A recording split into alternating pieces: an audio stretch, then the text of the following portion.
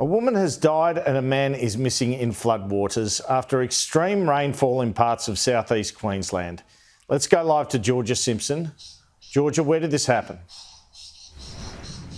Andrew, it was around the Sunshine Coast Hinterland. The body of a woman in her 60s was found inside a car in submerged floodwaters in that area.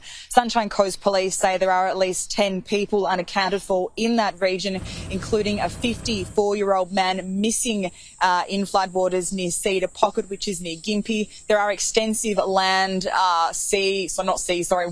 and air searches underway. His motorcycle was located in that area at about 7:30 this morning. Superintendent Craig Hawkins from the Sunshine Coast Police is pleading with people not to drive through floodwaters after a number of incidents overnight.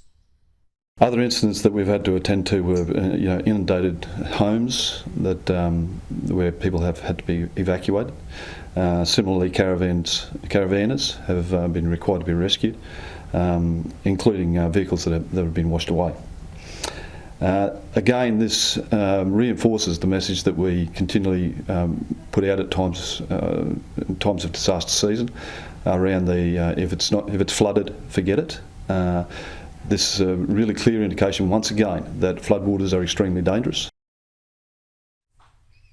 The areas most impacted by this intense rain are the Sunshine Coast, Noosa and Gympie regions.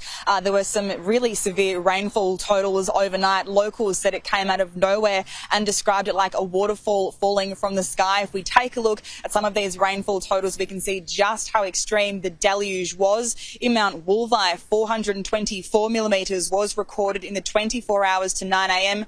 Pomona recorded 356 millimetres, Kin collected 350 millimetres, Pelican Waters 170 millimetres, Brisbane and the Gold Coast 57 and 60 millimetres respectively. It may not seem like much when you compare it to what's been happening further north, but that is still a significant amount of rain. More than 100 roads have been closed, train services were suspended earlier today, and a major freight train also derailed just north of the Sunshine Coast. As it stands, there are no reported injuries to the driver there. The SES also received more than 100 calls for help around that Sunshine Coast region. Education Minister Grace told Queensland Parliament this morning that several schools around that sort of Gympie and Noosa region have been closed as a result of this severe weather.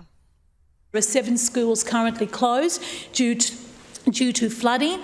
They are in the Gympie, Nicklin and Noosa electorates. We are keeping an eye on further necessary closures due to rising creeks and floodwaters.